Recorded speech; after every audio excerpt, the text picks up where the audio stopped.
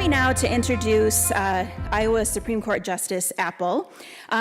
Justice Appel was born in Dubuque and earned bachelor's and master's degrees in history at Stanford University in California. He received a Juris Doctor from the University of California, Berkeley. And after moving back to Iowa, he held 2 positions in the Iowa Attorney General's office. He argued 4 cases before the U.S. Supreme Court, worked in private practice, and was appointed to the Iowa Supreme Court in 2006. Justice Appel will help us place the Tinker case in a historical perspective by addressing other civil rights cases throughout Iowa's history. After Justice Appel concludes his remarks, he will take questions from the studio audience. And as a reminder, please raise your hand, wait for the microphone. You can see this blue box here. Raise your hand, wait for the microphone, then stand, say your first name, and then ask your question. So please help me welcome Justice Appel.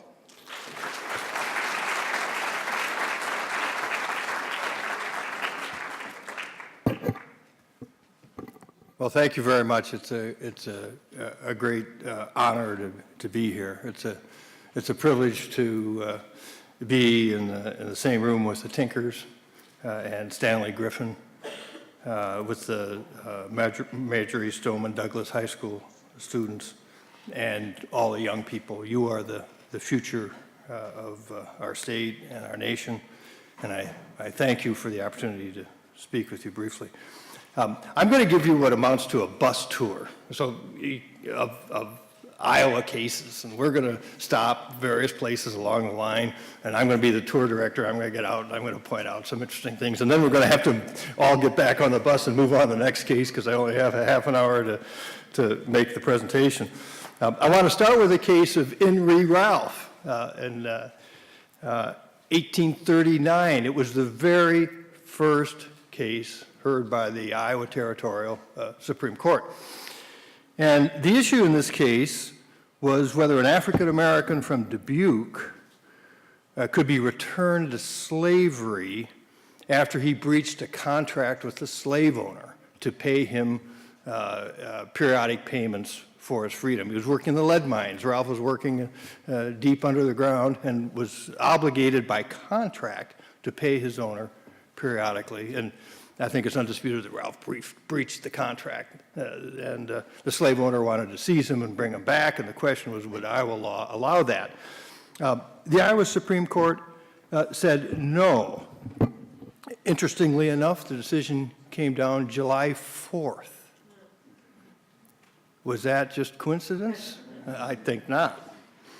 The opinion is rather short, but I'm going to read to you a part of it, which I think contains some messages.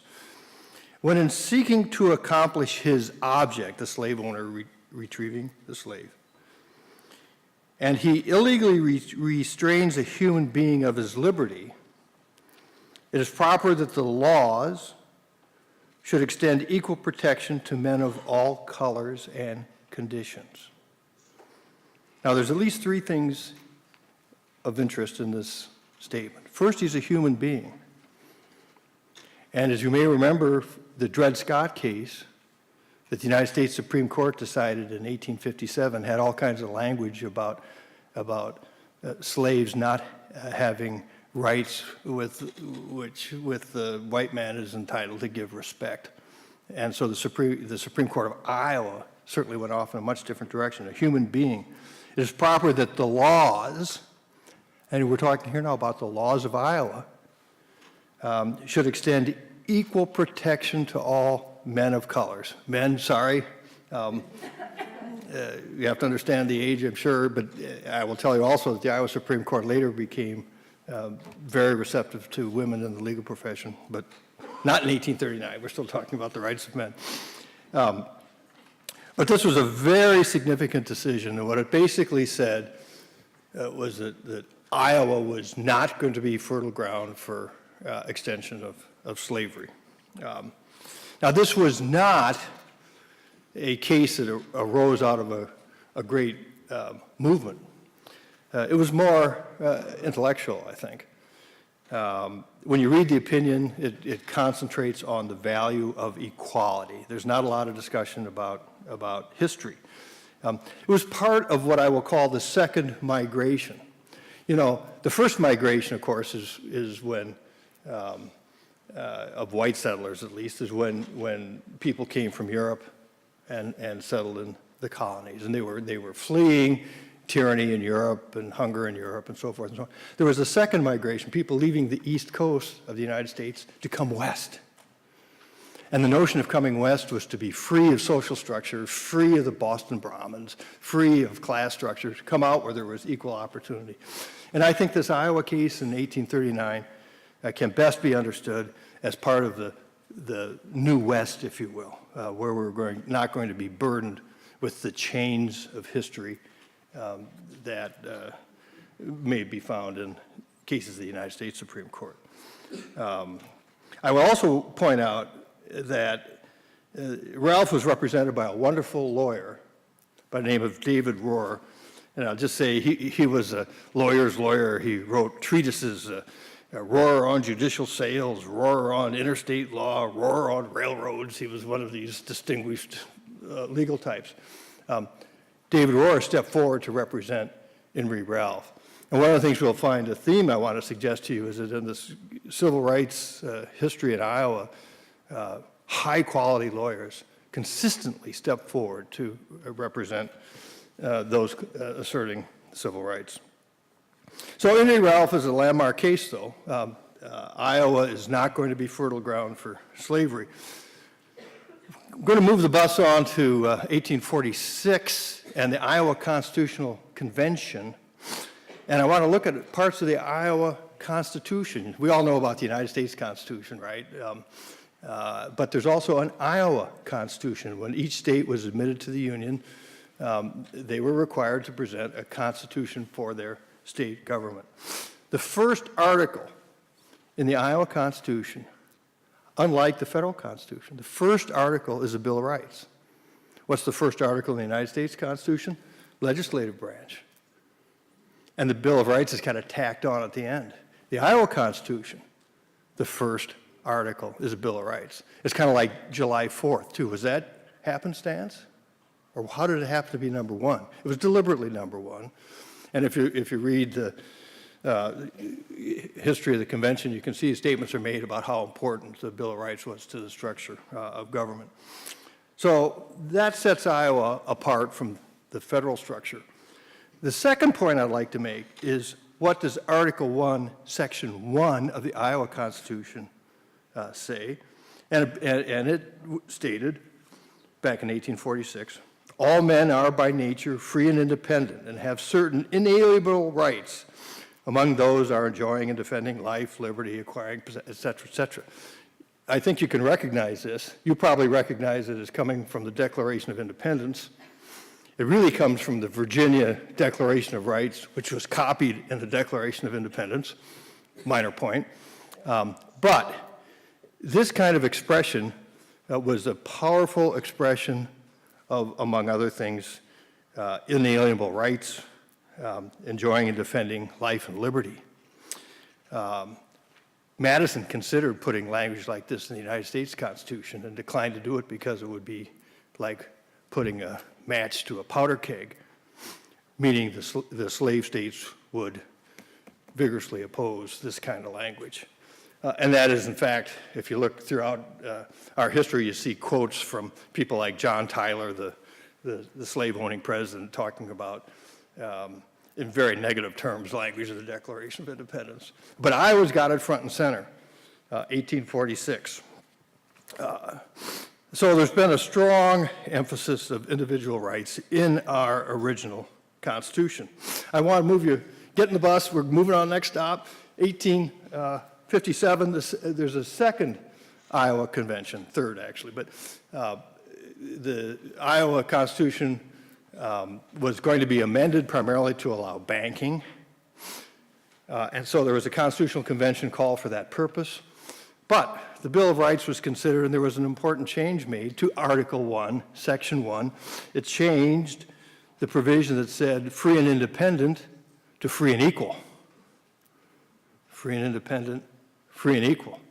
And I will tell you, this has to be understood in the larger context of a debate about the meaning of the words of the Declaration of Independence.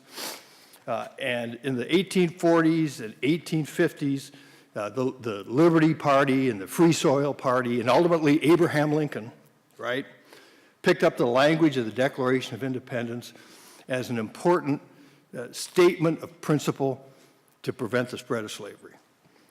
And it's clear to me that in 1857, the change from independent to equal in the Iowa Constitution was part of that larger effort to claim the tradition of the Declaration of Independence as a tool to restrict or eliminate slavery. I would also like to point out that in the 1850s, of course, there was a great controversy with the Fugitive Slave Act, as you all know. And the question was whether courts would even enforce the Fugitive Slave Act. In Iowa, it was very hard to enforce the Fugitive Slave Act.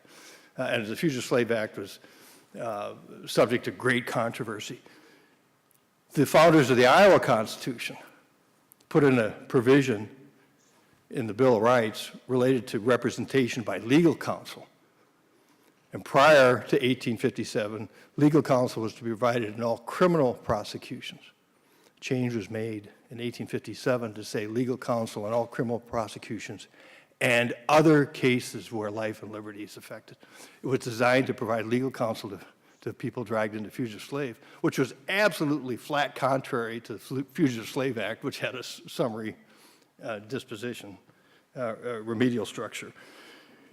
So my point is we have this constitutional tradition in Iowa that helps protect individual liberties. Another aspect of the Iowa Constitution is an article related to education. And I'll tell you, one of the reasons why states were formed was to provide the taxation and governance structure to provide for education. Unlike the federal government, if you look at the United States Constitution, there's no Article 9 talking about education. The education function was primarily left to the states. And if you look through speeches of governors at their inauguration back in the 1850s, they all talk about the need to expand education within the state. It was very important. The 1857 Constitution established a Board of Education that was required to educate all youths in the system of common schools. One other historical point I want to make before I go to our next case relates to immigration. In the 1850s, the policy of Iowa was to encourage immigration. Pamphlets were published trying to encourage people from Europe and Ireland and wherever to come to Iowa. There was a significant increase in immigration to Iowa in the 1850s. And ultimately, a significant fraction were German and Irish. By 1860, there was 674,000 Iowans. 106,000 were foreign-born. 35,000 or 38,000 were German, 30,000 Irish, etc. So there was a significant influx of people from other countries coming to Iowa. Some of them were active participants in the cultural and political life of Iowa. And in particular, I want to point out a group that fled from Schleswig-Holstein up near the Danish border in Europe. There was a movement in 1848. Some of you may remember, you history buffs out there, the revolutions of 1848. It was a desire to liberalize the tyranny of European monarchs. And Germany was very active, and Schleswig-Holstein was very active. Schleswig-Holstein wanted to break away from Denmark and was part of kind of this larger movement. The Frankfurt Parliament, people, does that ring any bell? Frankfurt Parliament was a bunch of liberals trying to create kind of a liberal state in Germany. Schleswig-Holstein was the center of democratic activism.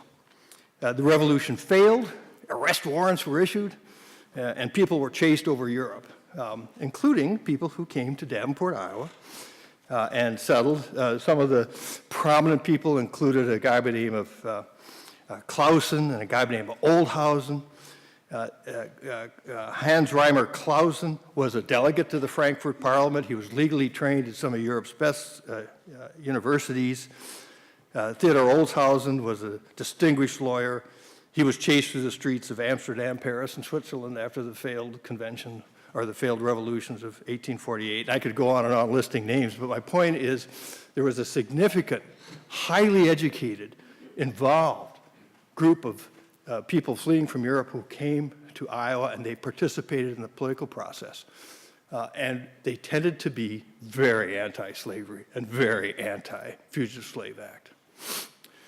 The Republican Party wanted to get the votes of German Americans in particular, of course. They had a problem. The problem was the Republican Party tended to be a temperance party, anti-drinking. Some of the German immigrants preferred beer on Sunday. And the Republican Party, I think, addressed that by emphasizing anti-slavery as part of the effort to recruit these people coming from Germany. The other tradition that the immigrants from Germany brought to this country was a strong belief in public education. And they repeatedly developed schools, developed curricula.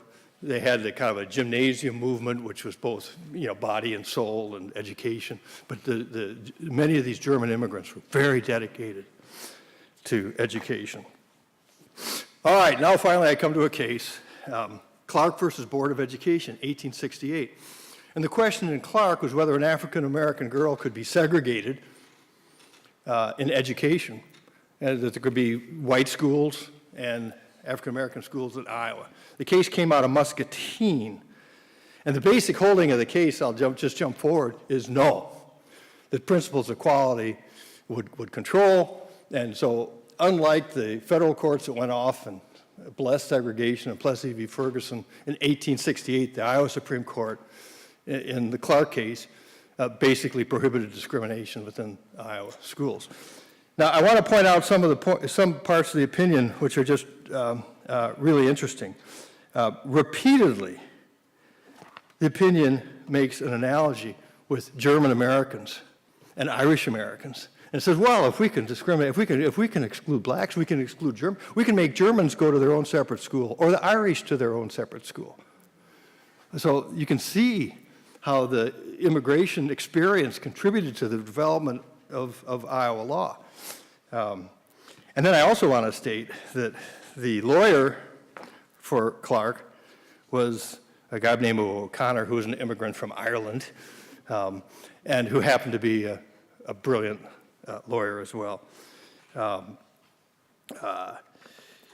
The Clark case emphasized that the fact that public sentiment is opposed to intermingling of white and colored children in the same schools is presented as justification for the exercise of discretion in establishing separate schools. And of course, the Clark court rejected that notion. Otherwise, school boards would have the same power to exclude Germans, et cetera, et cetera. Alexander Clark, who brought the case, was a fascinating individual. He was a barber in Muscatine. He was a shrewd businessman, and he invested in real estate and did well. He was highly regarded throughout the state, and he was an ideal, he and his family, his daughter Susan, ideal plaintiffs for this case. The idea of equality matters. The first words written in this case is, in view of the principle of equal rights to all, ... Ideas matter. Ideas mattered in Henry Ralph. Ideas mattered in the Clark case. All right, there are occasions when we didn't do so well, and I'm going to give you an example of that. That's the Iowa passed the Civil Rights Act in 1884, right after the United States Supreme Court struck down a federal Civil Rights Act. Interesting, right? So Iowa turned around right away. Well, okay, the United States Supreme Court has struck down the United States statute on the ground that you couldn't regulate private business, the Iowa legislature quickly passed a Civil Rights Act. All persons within the state shall be entitled to full and equal enjoyment of accommodations, advantages, facilities, ... and all this kind of stuff. It was a criminal statute, but as we will see, was subject to a very narrow interpretation. This is the case of Brown v. Bell. There was a farmer's market in Des Moines. I call it a farmer's market. It reads to me like a farmer's market. It was called the Pure Food Court. The public was invited. You paid a ticket to get in, and then you could go to booths, and one place was selling coffee and refused to sell to African Americans. A majority of the Supreme Court held that this activity was not a place of refreshment under the Iowa Civil Rights Act. A tortured piece of work. Was a nice, strong dissent that said, oh, come on. But I want to bring forward cases to say that, you know, the history of civil rights litigation, the history of any court is always checkered. It's not a straight line up, in fact, up, down, around corner. And in this particular case, I would say the Iowa Supreme Court missed it and had a very constrained view with respect to civil rights. But that brings us to Katz. And Katz was a case that involved discrimination in a prominent drugstore in Des Moines. And maybe you've seen the pictures, but, you know, I mean, big signs, Katz drugstore. And, you know, this is the 50s, and they had a soda fountain, right? I mean, this is kind of a, you know, huge deal. Well, at the soda fountain, of course, they discriminated against African Americans.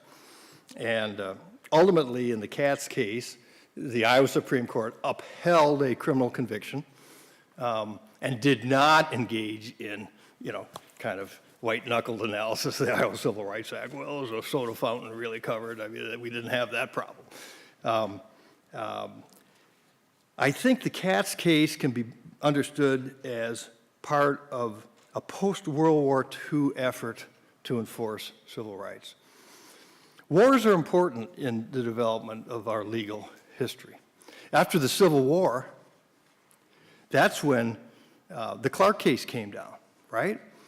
And the attitude toward African Americans by the white population changed significantly because of the Civil War, in part because African Americans were recruited. I mean, remember Fort Wagner? You've probably seen the movies, Charge, but, you know, a terrific, heroic performance by African American soldiers. In Iowa, African Americans were recruited. They didn't see a lot of combat, but they participated. To give you a flavor of it, in 1857, the Iowa Constitutional Convention decided to put the issue of African American suffrage on the ballot. It got 10%. In 1868, same thing on the ballot, got 57%. Terrific change, largely a product of the power of war and the war experience. Okay, so African American soldiers are coming back from World War II, having served their country, and the separate water fountains don't look so good. They fought tyranny in World War II, and they bring the lessons home. And so I think the Katz case should be understood in its context, and that is that after African Americans are asked to put their lives on the line to defend the country, it's time for civil justice at home as well. One of the excellent features of Katz, I think, centers on facts. Not so much law, but facts. The defense in Katz, and it's always a defense in these civil rights cases, is that it was disruptive. The protesters were disruptive. They were causing a scene. It's not because they were African Americans. It was because there was a hubbub.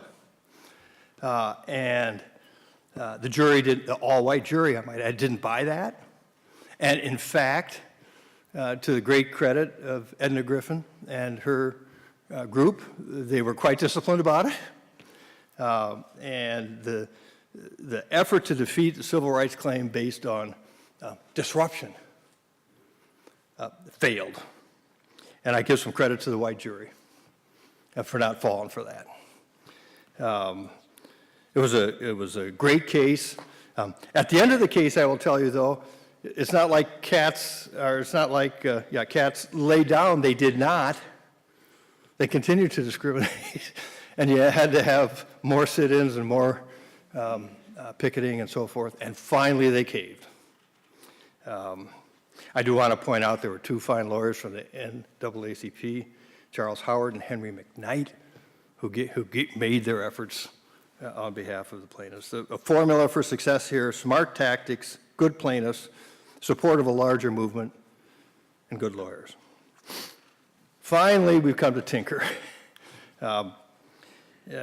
Tinker arises, of course, out of the civil rights movement and obviously the anti-war movement. Once again, this war theme comes to the fore. We had Freedom Summer in 1862, bombing in Birmingham, death of civil rights workers. I think Bayard Rustin first started wearing black armbands, if I remember correctly. Bayard Rustin was a very prominent African-American scholar and activist, highly articulate guy. So there's linkage with the war. The issue was, of course, whether you can wear black armbands in school protesting the war. And I should tell you, this is Roosevelt High School in Des Moines, where I have two kids currently attending and two who graduated, and so I'm more than a little bit interested in this case. The school board said, no, you can't wear these bands, on grounds that it would be too disruptive. Here's this disruption again, right? Too disruptive. Well, ultimately, the Tinkers got in touch with ACLU, or the ACLU got in touch with them. I don't know exactly how it worked, but in any event, wonderful people, Louise Noun, who, feminist icon, smart, bright, and husband Joe Rosenfield, wealthy, smart, helped with the legal defense, and a guy named Dan Johnston was hired to represent him, and away we go. The federal district court, they filed in federal court. The federal district court sided with the school board on the grounds of disruption, basically. Oh, boy. Got up to the United States Supreme Court. And the United States Supreme Court canvassed the record with care. And in the record, there was nothing, no fact to substantiate that this was going to be disruptive. In fact, the record was kind of the contrary. And of course, the Tinkers were quite well-behaved, of course. This wasn't oh my golly, we can't educate kids anymore, they're wearing the black armbands. Well, of course you could. The opinion famously says that education of high school is not incompatible with the marketplace of ideas. And, First Amendment rights don't shed them at the schoolhouse gate and so forth. There was some qualifying language that said, well, if it really does get disruptive, that might be another thing. But the record in this case doesn't establish that. There was a strong dissent by Justice Black, and Justice Black basically said school board should have discretion over this. Same argument that was made in Clark. It was going to be disruptive. African Americans were going to be disruptive in Iowa schools, and therefore school board should have the discretion to handle it on their own. And the same argument was made in Tinker, rejected by the majority, but not by Justice Black's minority opinion. I need to tell you that cases after Tinker, the current United States Supreme Court, have borrowed heavily from Justice Black's dissent. And it may be that the strength of Tinker as a precedent has been undermined by subsequent Supreme Court cases. And looking to the future, each of you matter. There's nothing that guarantees that a liberal democracy will continue. There's nothing to suggest that independent courts are an inevitable part of our landscape. The future is contingent. And it depends on many things, but it certainly depends on all of you. All right, that's my tour.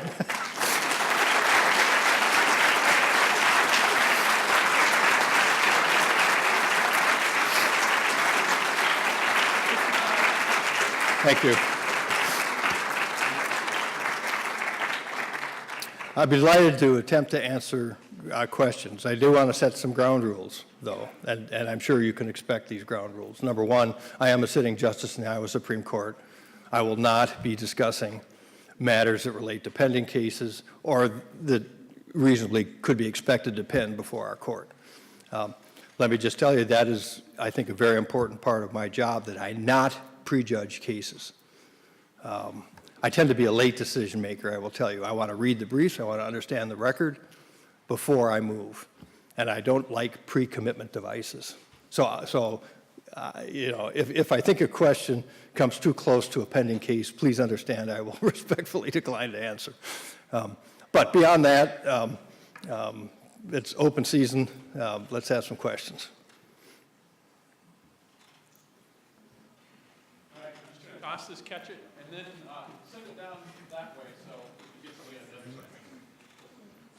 Hi, my name is Michael. And my question for the justice, would Varnum v. Bryan be considered a part of Iowa's civil right history? Well, I think that's kind of up to you. I would say the answer is yes. I'll speak a little bit about Varnum, perhaps.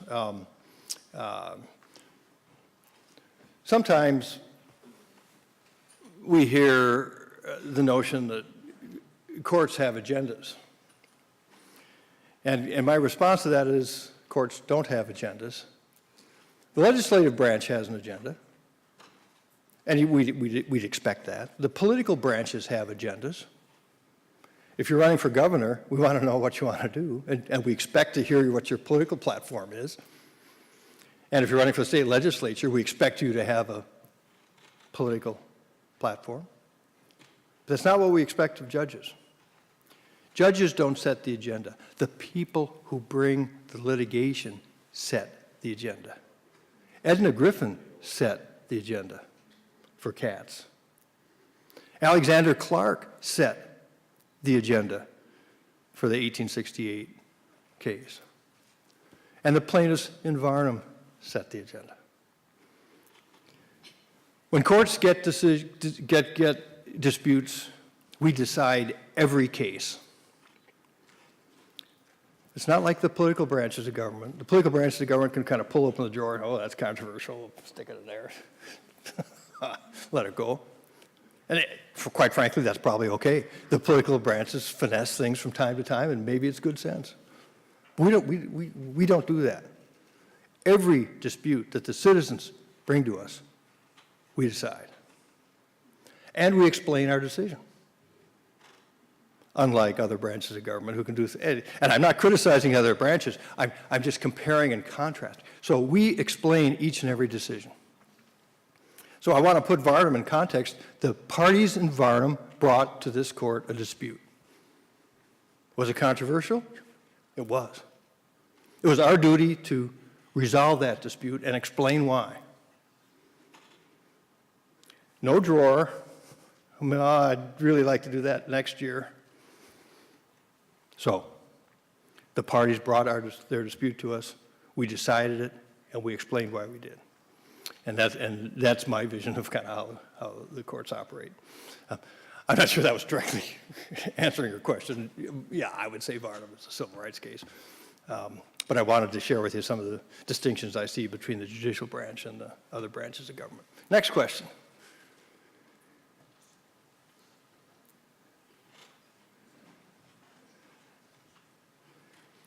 Oh, come on. Yep.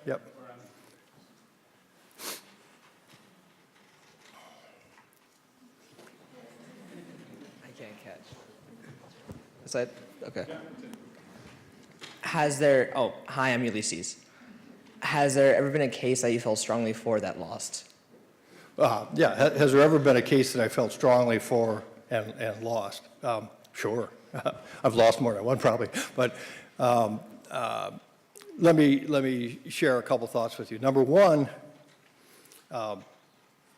I work to set aside personal feelings. I may have a philosophy of certain public policy, but if the legislature passes a statute, it's my job to interpret the statute consistent with what the legislature has done. And so I try and suspend my own personal feeling. Maybe I like workers' comp. Maybe I don't like workers' comp. Maybe I like unemployment insurance. Maybe I don't like it. But that's beside the point, because I'm not a policymaker, certainly in this role of interpretation of statutes. When it comes to constitutional interpretation, policy may have a somewhat larger role because it's your philosophy of various constitutional provisions. I mean, we recently had a case a few years ago about the right to education. It may not come as a surprise to you after hearing my speech that I wrote at, some would say, too much length about the importance of education to democracy, and it was my view that the right to education was a fundamental right, and that it should be subject to very careful court review in the event that the government chose to constrain the right to education. And I went on about it. My view didn't prevail, at least not then, and but you move on. You move on to the next case. So sure, I mean, I've written a lot of dissents, but that's that's the way the court process works. You write a dissent for a couple reasons. One, you write a dissent to show how the majority is not correct. Two, you write a dissent in the hope that 20 years from now somebody's going to pick it up and say, aha. And that has happened. So, okay, another question. While we're looking for another questioner, I'll share another point about war that I think is a little bit interesting. World War I, to finish the thought on German Americans, World War I, a lot of negative feeling about German Americans. I started out by saying, look at the German Americans and their role on Clark and Schleswig-Holstein and all this kind of stuff. Well, after World War I, things changed. Dachshunds were killed. Our legislature passed a statute saying German language, that high schools couldn't be taught in German. Our Supreme Court upheld that. And the United States Supreme Court said no.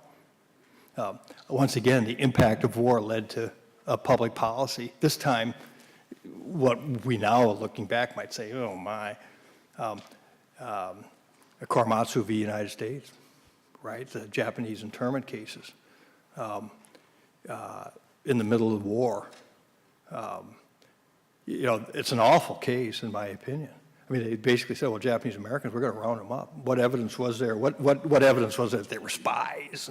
And, these are included citizens that have been here for years, were productive citizens, we'll round them all up. What evidence that they were, why didn't we round up all the Germans? German Americans, we can ask that same question too. It looks like there might be a race element here. How about all these German Americans? My family's German American. I mean, gosh. But the pressures of war affect both for good in some cases and for bad.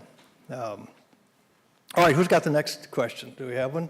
Hi, yeah. My name's Trevor Templeman. I'm a teacher at Metro High School in Cedar Rapids. And you mentioned that Tinker had been sort of eroded lately, or since the case was decided. So I'm curious if you could talk about that, and maybe specifically talk about what kind of freedoms students do have inside the schoolhouse.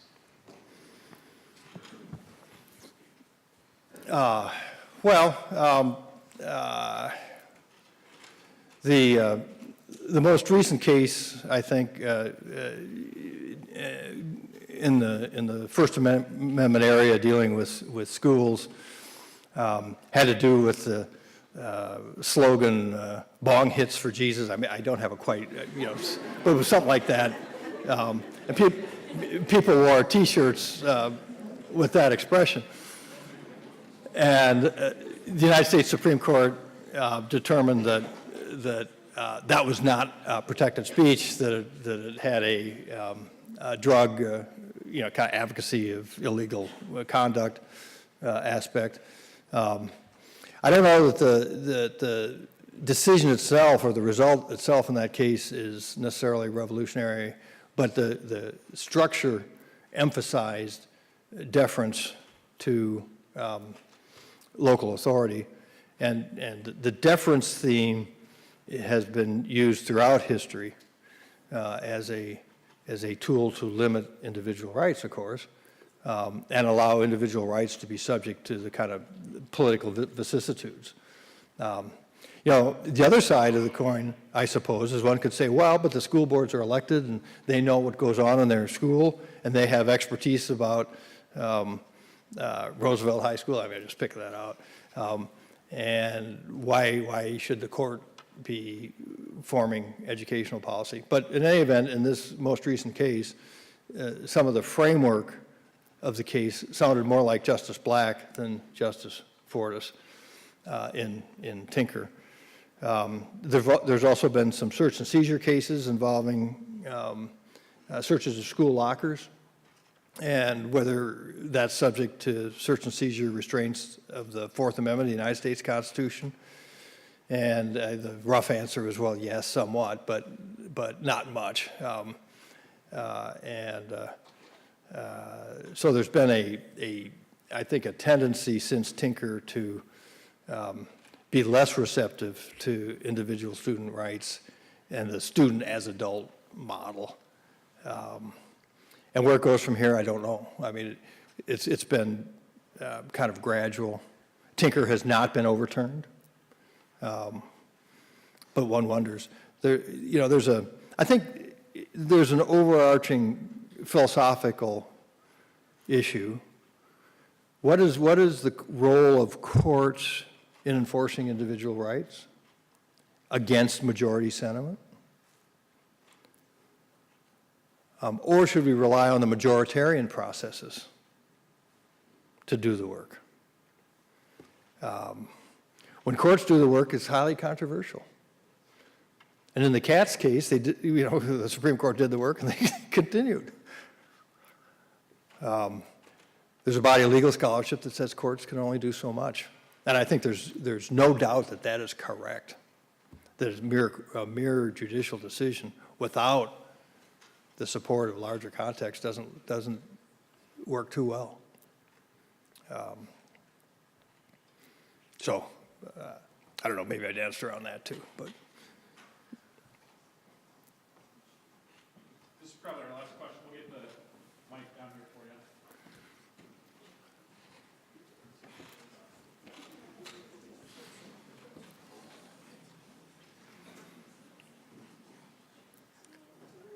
you. Hi, thank you. Steve Listopad, a professor at Henderson State in Arkansas. I'm happy to bring some of my students up here for this wonderful celebration. One quick question for you. Did the black dissent have an impact on the Hazelwood decision? And do you believe Hazelwood was decided correctly? The question has to do with one of the Supreme Court's Hazelwood's decisions involving free speech to students, Hazelwood, and whether Justice Black's decision had impact on it. I think quite clearly it did have impact, sure it did. And I think I'm going to defer on what I think about it for the reasons that we may have some cases relating kind of similar to it. And they won't be under the U.S. Constitution, but they will be under the Iowa Constitution. So I'm going to back off a little bit, other than to say generally. I mean, I think I can say generally that the Hazelwood decision does reflect. The thrust of Black's opinion, I think, was that deference to local decision makers is far superior to some court sitting on high with limited information and no expertise. So I will stay for lunch. So if some of you have a question, yeah, I got to eat too. If some of you have a question that you just didn't quite want to ask, but you would like to ask me directly, I will stay and do that. But thank you. It says stop. They got a hook out here. See ya.